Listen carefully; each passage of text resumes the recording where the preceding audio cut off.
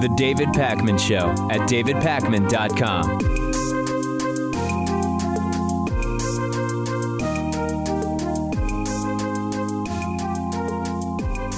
The Liberal Party government of Canada is going to introduce legislation to legalize marijuana nationally in spring of 2017. This is a big deal. Canadian Health Minister Jane Philpott said, "We will introduce legislation in spring 2017 that ensures we keep marijuana out of the hands of children and profits out of the hands of criminals.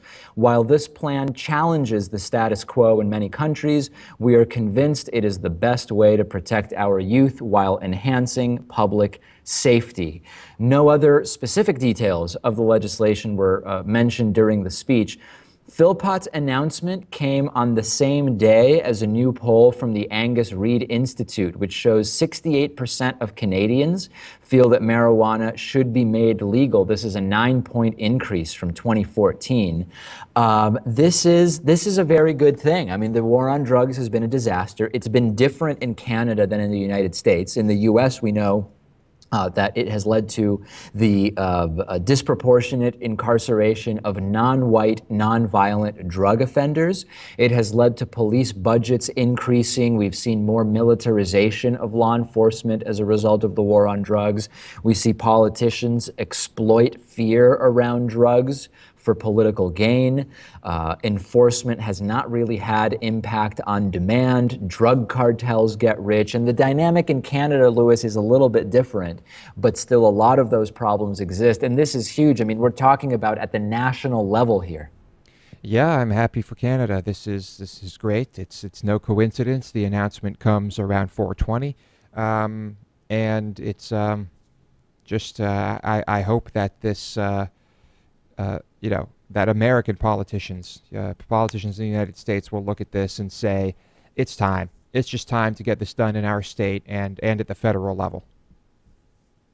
And it really has to be thought of as a health issue when you have illegal marijuana and in general harder drugs also as illegal. You create a situation where addicts are less likely to seek treatment or rehab because of fear of reprisal, be it social, cultural, or via law enforcement. I mean, there's just so many problems. We've talked about them ad nauseum for years and years and years.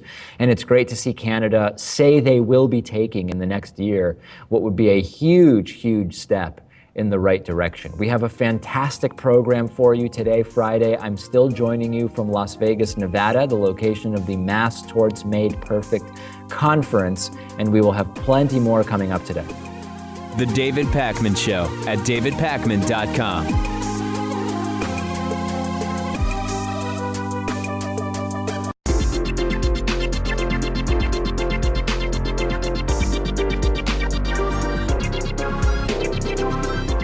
The David Pakman Show at davidpakman.com. Today's new member of the day is Michael Porter. Michael, thank you so much for being a David Pakman Show member. I would encourage all of our viewers and listeners to support the show. It really doesn't cost much, and it is the foundation on which the show has been built and expanded. You can sign up at davidpakman.com/membership. And always, I should mention this more, if price is an impediment to you becoming a member, get in touch. I do have discounted memberships available on an individual basis. When people say, I'd love to be a member, but I need to do it on a smaller level. Get in touch and you can sign up at davidpakman.com/membership. All right, 7 years ago, Memos revealed that we tortured the same guy, Khalid Sheikh Mohammed, 183 times. He was identified as the principal architect of the 9/11 attacks by the 9/11 Commission report.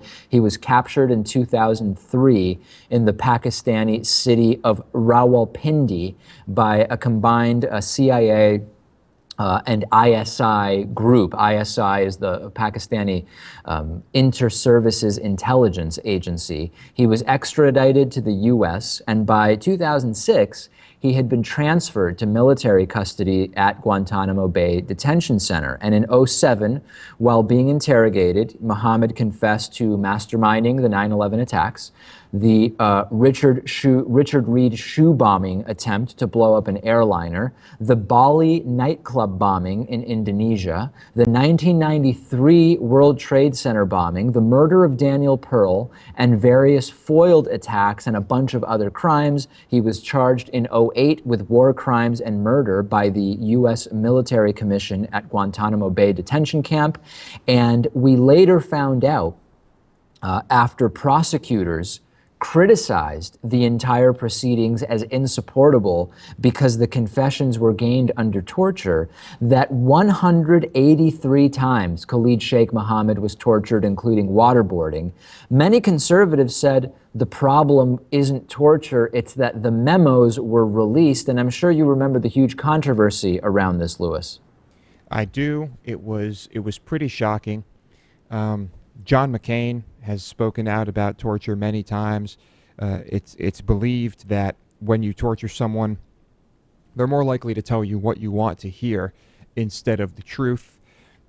This is lost on most people put in the position of being able to torture someone that they despise, I think. And John McCain commented specifically on Khalid Sheikh Mohammed back when we learned about this, and he said, well, listen, waterboarding absolutely is torture, but I think the memos should not have been released. And at the time, we would hear all the time denials from some in the U.S., Louis, that torture becomes a recruiting tool for enemies of the United States. We now know that to be true, and we've learned a lot over the last 7 years. We found out that torture was incredibly widespread. We found out that it has not been hugely useful. The Senate torture report from much more recently told us about rectal feeding. It told us about the lack of effectiveness of a lot of these techniques.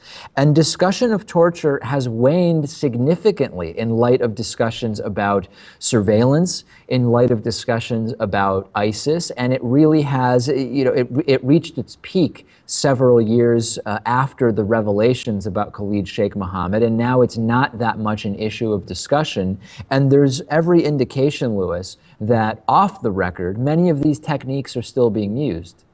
I'm sure they are.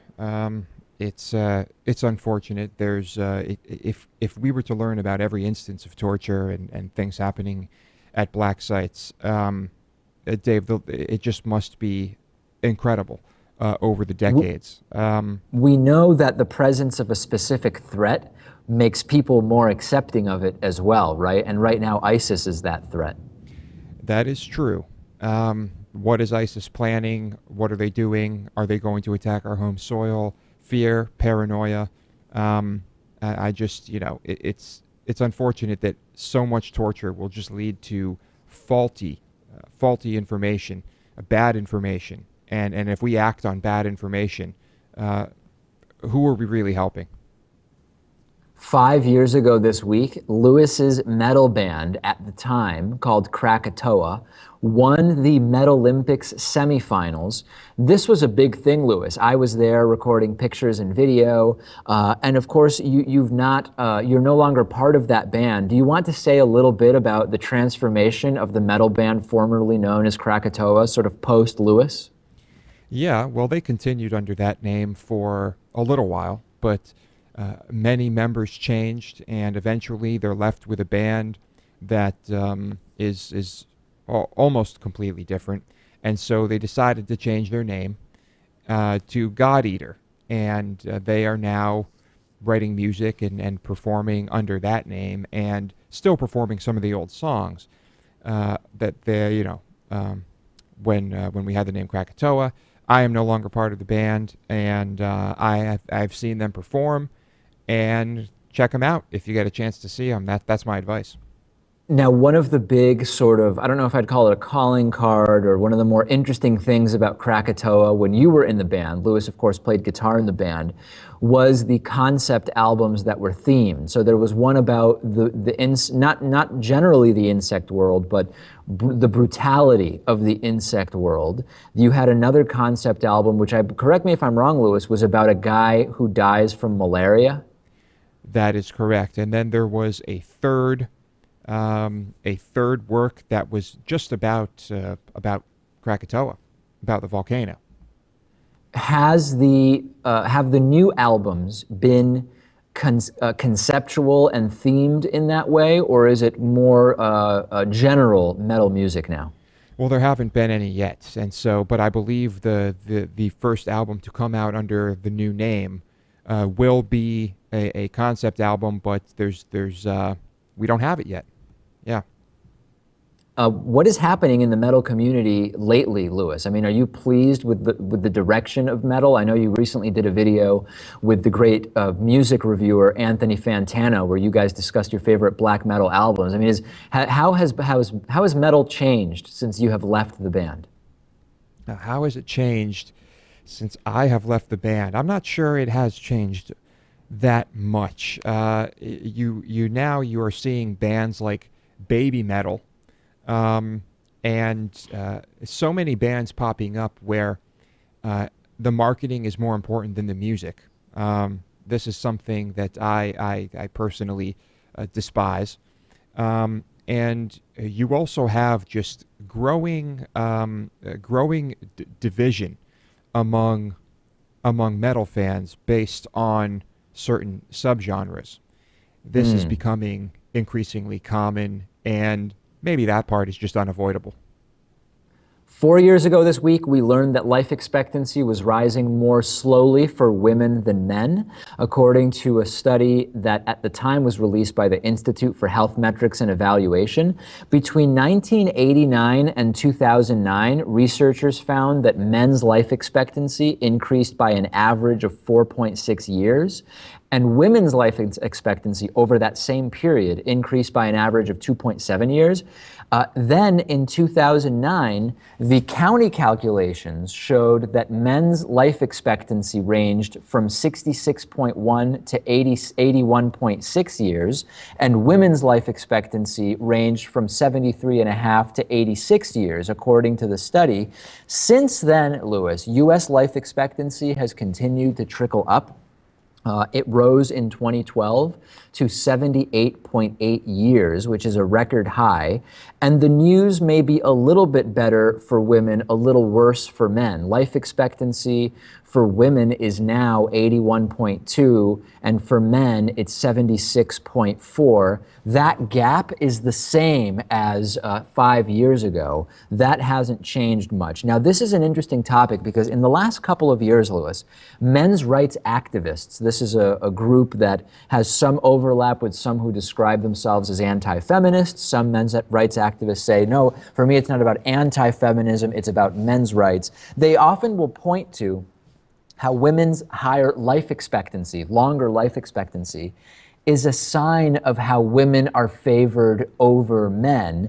And it's a very interesting topic, and without getting into the sort of argument around it, there is a possibility that it is biological to a certain degree. As we've talked about, Lewis, generally with mammal species, the larger species live longer than the smaller species, but within the species, the smaller individuals tend to live longer than the larger individuals. So there is certainly no doubt, and some often suggest that part of the reason for the longer life expectancy for women is that women tend to be physically smaller humans than men, and that does tend to correlate with a longer life expectancy. So I know that the men's rights activists often want to point out that it is because of biases in healthcare and in other ways that women end up with a longer life expectancy, but there could be just inherent biological reasons for that, at least to some degree.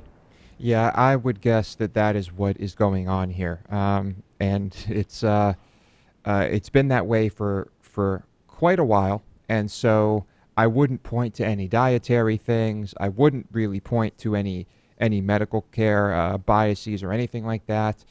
Well, interestingly enough, Lewis, the dietary thing, we are now, those who work in longevity research, and I wonder if you've heard about this, are increasingly, there are more and more suggestions, I will say, that caloric restriction, lower caloric intake, can have a life extension effect. And Yes. when you look at the reality that women on average consume fewer calories than men, maybe partially because they are physically smaller, but whatever the case may be, that actually may have a role to play in the longer life expectancy for women. That is certainly possible, but I wouldn't say that it's definitively that yet. I'm going to say that that there probably is some inherent biological difference here, but other things could add to it.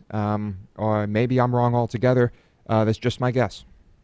Send me your thoughts on this. This is definitely an interesting area of study, and a lot more has been done in the 4 years since our initial report on this. I am joining you today from Las Vegas, Nevada. I'm having trouble saying that, Louis. I don't know why. The David Pakman Show at davidpakman.com.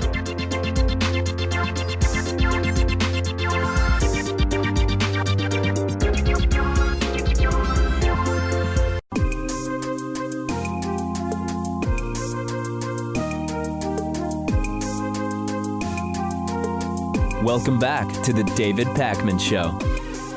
We've been dealing a lot lately with the topics of feminism and anti-feminism, sexual health, pornography, the anti-porn public crisis designation that Utah has assigned to pornography. So for today's classic interview, I want to go back to March of 2013 when I interviewed Nica Noelle, who is a self-described feminist porn director, and we talked to her about what that means, what feminist pornography is, and her thoughts on a lot of related issues. So let's not delay any longer. My interview from a little over 3 years ago with Nica Noelle. Joining me is Nica Noelle. She writes and directs straight, gay, lesbian, and transgender-themed erotic films, and she has been nominated for several awards at the Good for Her Feminist Porn Awards in Toronto on April 5th. She will also be publishing on Huffington Post. So Nica, it's great to talk to you. Question one, which I think is the kind of obvious question, is one of the primary criticisms of American pornography is it objectifies women. It's produced mostly by men, for men. How do you take that and reconcile it with being in any way feminist? Well, that's a very good question. First of all, I've never really called myself a feminist, and that's not to say that I'm not pro-women, but the term is kind of funny to me. I don't call the movies that I make feminist porn. I know that other people do, and I know that there are a couple different definitions for it, but it's not the way that I characterize my movies. That said, I think that for a long time, women didn't want much to do with porn. And also I think the people that were involved with porn, the men that were involved with porn, maybe they weren't thinking along the lines of doing something artistic or doing something that would represent real feelings or storylines. And it's not that men out there didn't want to see that. Actually, there are a lot of mysteries to me as to why the adult industry was so limited for so long. But I think now that more people are talking about porn and couples are talking about it and enjoying it together, and women are getting more interested in it, we've seen changes in the industry, and I'm part of that change. So when you say that there's kind of you're kind of alluding to this idea of shooting porn from one or another perspective. If you are producing a movie, for example, how is the movie qualitatively different if you're taking into consideration, maybe feminist is not the right term, but a feminist perspective, a female perspective, than what is kind of the male-dominated, male-produced for male audience movies? I think the biggest misconception is that there's a male perspective and there's a female perspective. There are different sensibilities. There are different fantasies. It was interesting to me that I found, because I had always enjoyed lesbian porn, and that was the first type of porn that I started making when I got into the industry, was just all women. And I had always thought that my fantasies and what I liked seeing and what I didn't like seeing in my lesbian porn was kind of specific to me, and that it was my own unique psychology and fantasy life. And then as I got onto the fan forums, I discovered that I had pretty classic lesbian porn tastes, and that they were similar to a great deal of the men that enjoyed lesbian porn. And I started to see that this wasn't really a gender thing. This had to do with what type of fantasy you enjoy. And some people, men and women, enjoy something where there's more feelings involved, or it looks like the couple is more emotionally invested in each other, or psychologically interested in each other. Other people, men and women, don't want to see that. They want to see something that looks more extreme and more impersonal. And well, to talk about that, I mean, if we think of it as kind of supply and demand, the majority, I think you would agree, of erotic cinema, or pornography as it may be called, does seem to conform kind of to the latter stereotype that you mentioned, not the first one. So why would it be wrong to assume that that's what's preferred? In other words, if it was the former, which is really preferred, wouldn't it just be more profitable for most porn not to be degrading to women? Right, it seems like common sense, right? But the problem was that there had been no market research before the internet for porn, none. So basically what you had was customers and fans that had very little recourse. They certainly had no way to voice their opinions about a movie or their feelings about porn anonymously. The internet allowed them to do that. So as the internet took hold and more people got comfortable with it and started viewing porn on the internet, and then finding communities of people that liked the same type of porn that they liked, what you saw are the fan voices emerging and starting to talk about what they did want to see. And the industry is changing as a result of that. So this to me is really like the era of the fan, because now we do have market research with VOD, video on demand. We're able to track and see what people are watching for how long, what they fast forward through, those kinds of things.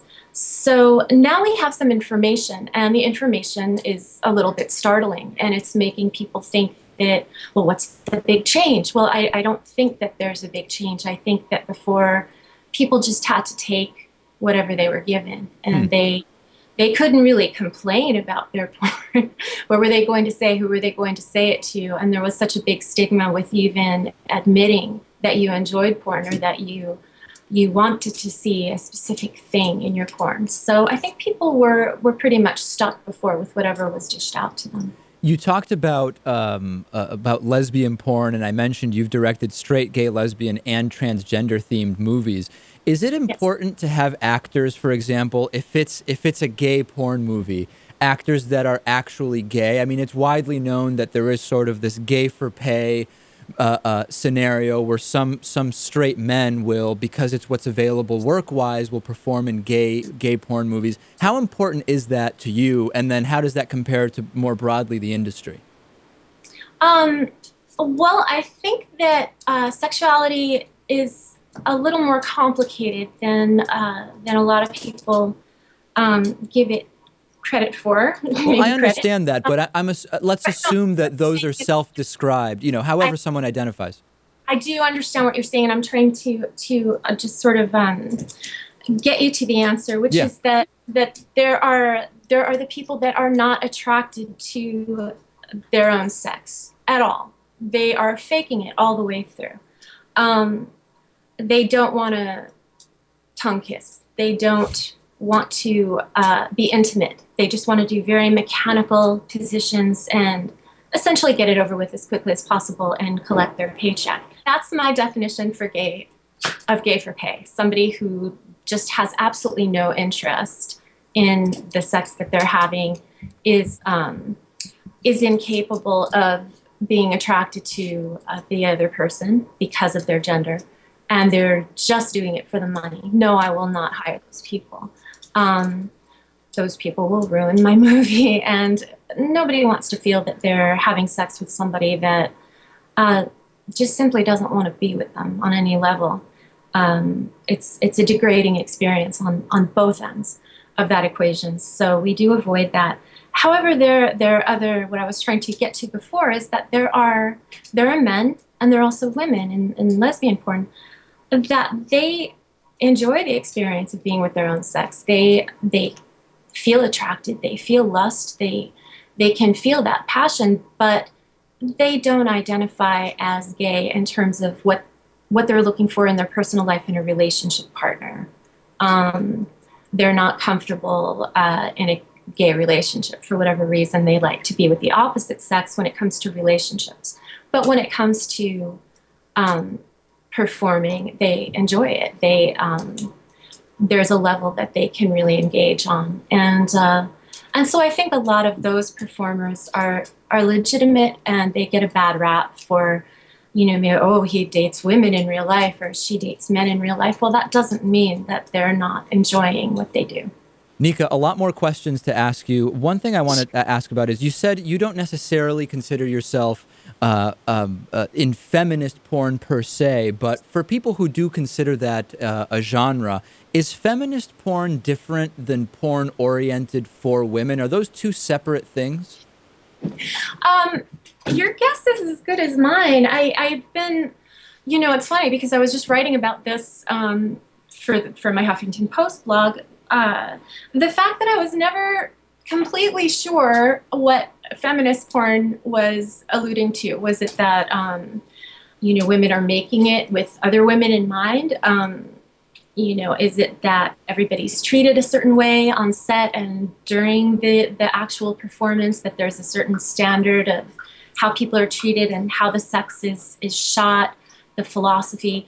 It may be all of those things, but I think it's kind of a mistake, and it's limiting to attach sort of gender politics to what's really, like I said, in my opinion, just a way of approaching sex and a philosophy and they're human values. I mean, it's not anything that's specific to feminism or women. I really don't believe that, and also. I do feel that men get a very bad rap, male porn fans, and that a lot of people think that they just want to see something sleazy, or they just, they're not interested in seeing anything emotional or seeing real women. They want to see these sex bots, and not true. I mean, men were my earliest fans. I mean, my fan base is primarily men. So, if you do win at the Good for Her Feminist Porn Awards, will you give them a similar line there? Will you say, listen, I love the fact that I've won, but this is the problem with your entire award ceremony? Or will you kind of you'll take it easy there, right? I've been to the Feminist Awards before, and I love the people. I think it's more as the queer awards, actually. I was just speaking to a trans performer last night on the phone, and I remember thinking, I wonder why they call it the Feminist Porn Awards and not just the Queer Porn Awards, because it seems to me more of, the queer sensibility, which is essentially where I'm coming from. I'm more comfortable with that term, I think, than with feminism. And that's what that community seems to be to me. Feminist porn, I think, is something that has kind of caught on as a buzzword, as something that piques people's interest when they see it in a headline because it's a misnomer, Well, it also, I think that maybe it's a code word that makes it feel more acceptable to women who might otherwise be uncomfortable, don't you think? Couldn't it maybe be just a way to frame something so women say, hey, it's okay that I'm into this? It could be. I'm finding these days that women are extremely comfortable. The women, well, I mean, I guess it's really the women that are coming to me and talking to me that seem comfortable. So there may be a whole bunch of there may be some self-selection bias there. But the ones who are extremely comfortable. I mean, this is a big part of their life, and they like talking about it. They're into the performers, and they follow them on Twitter, and they know everything about them, and they, they're fanboys and fangirls, and this is a big part of their identity. Right. So yeah, I am definitely seeing a reduction in the level of shame or having to explain your interest in porn, but I only watch feminist porn. I don't really see too much of that going on. I think in general with certainly with cable and with HBO and the Sex and the City and the shows that were essentially showing softcore sex scenes. From what I was able to gather, I would see basically what looked like softcore sex happening on these cable shows, and it's gotten people more comfortable, I think, with the idea of nudity and sex, and with not assuming that something absolutely terrible is going on and that everybody is on drugs and that it's all awful. Hey, last thing, and a couple of people sent in this question: is it possible as someone who appears in porn films to have what people would kind of consider a traditional love marriage type monogamous relationship while someone is an active performer? Is that possible? And then also, what about just afterwards? In other words, what's the effect of having performed in these movies?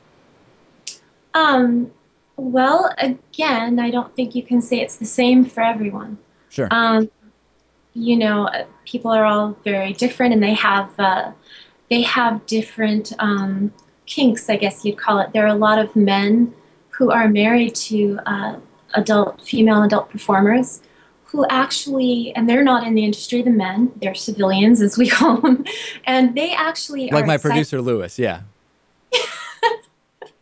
They're excited by and turned on by the idea that all these men want their wives or girlfriends, and that their girlfriend or wife is coming home to them after having sex with some hot guy. This is part of their fantasy. They like. Yeah, actually, that wouldn't appeal to Lewis. I take that back. I'm sorry. And then there are the I guess you'd call swinger couples, where Right. Where both people involved, whether they're both in the industry or only one person is in the industry, they're very comfortable and open with having multiple partners, and they do it in their personal life, and working in porn is more or less an extension of a philosophy and an agreement that they already are comfortable with. I think that certainly the problem for me has been just that people in porn talk about porn all the time, and sometimes it's sort of it really starts to consume you, because I think with any oppressed group or sort of subculture, stigmatized group, you start to really over-identify with whatever your stigma is or whatever your subculture is. And that's just my personal observation. It may not be true, but Sure. That's what I've found to be true. And sometimes, you just want to get away from talking about it all the time. Yeah, maybe you just want to talk about English League soccer one afternoon, and that's that. You don't want to get into the minutia of the day's work, right? Right. You end up talking about it because it's the thing that is on everybody's mind. I guess that civilians want to hear about it and they want to know what's going on, or they're very curious about it. It's definitely something that if I'm going to go out on a date with somebody who's not in porn, I have to give it a little bit of thought. How much do I want to talk about? Do I really want to spend the whole evening talking about porn? Those kinds of things are more the things that I find myself concerned about. Very interesting. As far as the other stuff about, jealousy, it just varies from couple to couple. I mean, there are a lot of ways to live. There are a lot of ways to have relationships these days. And so I think some of these concerns or preconceptions are starting to be a little bit outdated. All right, we've been speaking with Nica Noelle. She writes and directs straight, gay, lesbian, and transgender-themed erotic films. She is nominated for several awards at the Good for Her Feminist Porn Awards in Toronto, April 5th. I understand tickets are still available if you will be in Toronto on April 5th. Nica, really great to talk to you, and we'd love to have you back in the future. I'd love to. Thank you so much. The David Pakman Show at davidpakman.com.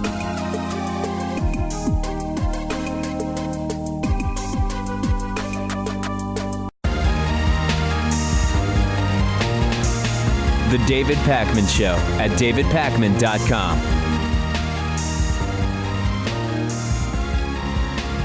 It's that time today from Las Vegas, Nevada. Audience questions. It is the Friday show. First question today is from Hannah, who says, David, I know you were left-handed, and I remember something about Lewis being ambidextrous.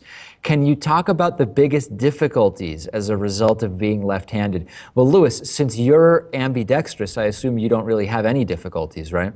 Well, that's not totally entirely true, the ambidextrous part. I guess because I use both hands, I am, by definition, ambidextrous, but I'm not proficient at everything with both hands. So the only things I do with my left hand are eat and write. So everything else I'm doing with my right hand. And so I could go over the difficulties that involve writing and eating. Should I do that? Well, I'm guessing with those were going to be my two, and let's see if they're the same. When you write with your left hand, you smudge your hand unless you figure out a really intricate way. When you're writing a left to right language, if I were to write in Hebrew, I would have no problem since it's right to left. But it's very hard not to smudge the ink or pencil lead if you are writing with the left hand in a left to right language. And then for eating, I just always have to try to sit on the far left. In other words, I want to be sitting to the left of whoever I'm with and not to the right, because more than likely, if the other person's right-handed, we'll be bumping elbows the entire meal. That's it. Those are the two problems with being left-handed. And back in the day when we used to write with pencils, things would get really bad. Things would get really messy with those pencils writing left-handed. There would be graphite all over the side of my hand right here. I'd be smudging it all over the paper. And what do? There's nothing you can do about that. So I'm having a hard time thinking of other examples of why we would have a difficult time doing things left-handed. You know what I never understood? The entire left-handed scissors thing. Whenever in school someone would say, oh, you're left-handed, here are the left-handed scissors, they wouldn't cut anything. I would get supposed right-handed scissors and just use them with my left hand, and they worked fine. And I don't know what it was about those left-handed scissors. I've never successfully cut even paper with left-handed scissors. Yeah, I also don't remember ever finding left-handed scissors more useful than regular scissors. There was one incident in elementary school where a classmate of ours walked up to me one day and she told me that her grandfather told her that left-handed people were retarded. Those were her exact words. And I don't remember what I said to her. I think I probably just walked away. But as if she were asking me, "Are you retarded?" That's just something I remember about being left-handed. That is bizarre. And the other thing would be in college, you would walk into a classroom and they would have all those desks, the chairs with the desks attached, and 95% of them or 99% of them were righty ones. So I had to either hold my arm in the air to write or find like the one or two that were lefty desks. That was a little bit annoying, but I have to say it hasn't really been much of a problem in my life. It's been more interesting than anything else. Lindsay wrote in. Lindsay said, hey guys, what have you done exactly once and will never do again? This could go a number of different directions. Well, there's one thing that comes to mind for me right off the bat, and that is going to an inexpensive, all-inclusive resort. That was something I did where, sure, I had a good time, and there was unlimited alcohol, unlimited food, but overall, it just on too many times that the food was not great. I was constantly being accosted by people trying to get me to buy extra things. Cleanliness was an issue at this place, and it's not even the type of vacation I like, where you are basically bound to this one small location. Wherever you are. I mean, I'm not the type of person to go just sit on a beach for 8 hours a day. I can't handle that at all. The thing that came to mind for me was the playing slot machines. And I know I'm here in Las Vegas, so this is relevant. I have played slot machines exactly once.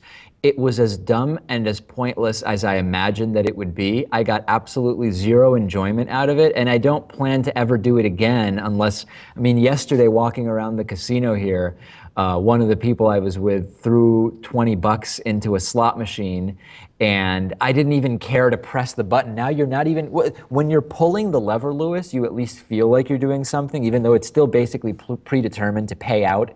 There's predetermined payout rates as it is, but now you don't even have to pull the lever. They've made it even easier where you just press a button, and it seems like the dumbest thing, the dumbest pastime I can imagine.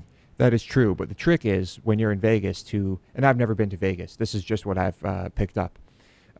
You go to a place where they will give you free drinks for sitting and playing at the slot machines. The idea is that you get more drunk and you put more money into the machines. So you sit there, and once every 5 minutes you put a quarter in, but you hand your server a 20 and say keep them coming, and then you get wasted very cheap, and you enjoy your night.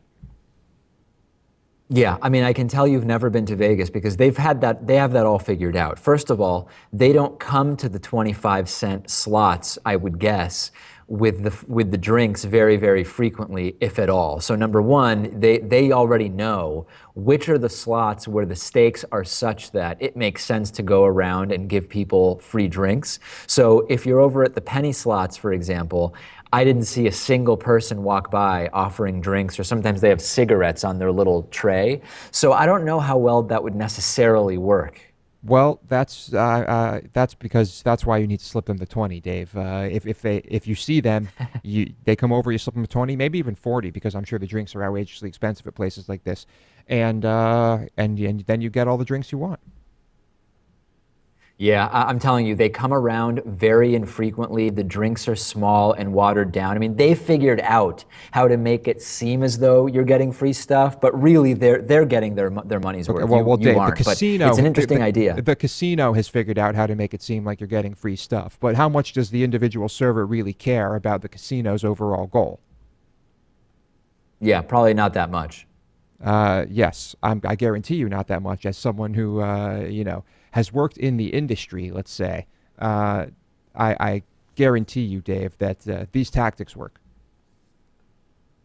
Lucy wrote in. Lucy said, hey guys, what particular statement or action instantly kills your opinion of someone else? This is really funny. I have one that off the top of my head I can think of, and it's maybe not fair because some of this has to do with lack of tech savvy, but when I go on Facebook and someone has posted one of those long rants about how Facebook is either about to start charging or about to start some new thing, and if you post a message to your followers, then, or your friends, then that will prevent Facebook from doing that. You know the types of messages I'm talking about. I have seen these before, and they're nuts. I don't know how else to describe it. Yeah, that to me, and again, it may be unfair because there are people who are just not tech savvy, and they might think that's reasonable, that Facebook is about to become a paid service unless enough people reshare a post or something like that. So maybe it's not really fair, but that definitely has a negative impact. And then when people say to me that a particular supplement, quote, cleanses the toxins, and it's obviously completely not based in science, it's obviously complete nonsense, I have a hard time finding that person to be credible in a lot of other areas, and I don't know if that's fair or if that's unfair. Again, there are people who for a long time thought homeopathy was a real thing, as opposed to nothing. Maybe it's not fair to immediately have my impression of someone so quickly destroyed, but I have trouble with that one as well. Let's get right to the obvious one, Dave. When someone just starts dropping crazy right-wing talking points, that one is, it doesn't even have to be, they don't even have to be that outspoken or that, it depends what they're saying. It can be the most subtle thing, and you pick up on it, and I've seen your reaction when people have said things like, along those lines, and I know that for you and me, that can immediately just change your opinion of someone. Yeah, if someone says to me in a completely unsarcastic manner that they support Trump because he's going to make America great again, I'm going to have a hard time taking you seriously after that point. And then another one that comes to mind is when people very seriously are pitching me on some multi-level marketing scheme that they've been sucked into, and they truly believe they'll be making $250,000 a year inside of 6 months. I really question the judgment of people who fall into that. And there's one more I know you're going to agree with me on, and that is, let's say you're at a restaurant or a bar or something like that, and someone is just really rude or abrasive to the server for seemingly no reason. That is something, for me, I just think to myself, well, what the hell are you doing? Yeah, if you're going out in public in front of other people that you know or have just met and treating waitstaff who you also have presumably just met in a way that is not polite, I will probably want nothing to do with you and genuinely think you are not a good person. Although, and we're going to address this on an upcoming Friday show questions, most of the time people who do that aren't bad people. They're people who have social anxiety or are feeling uncomfortable and sort of don't know how else to act. That is true. So it's not always what it seems, but sometimes it is, and you'll see patterns if you're with those types of people more often. On today's bonus show, U.S. Deployment of more troops to Iraq. Pearl Jam cancels a show in North Carolina over their latest anti-gay, anti-trans law, HB 2. And Volkswagen had code words for their emission cheating software. That's a super interesting story. All of those stories and more on today's bonus show. davidpakman.com/membership. The David Pakman Show at davidpakman.com.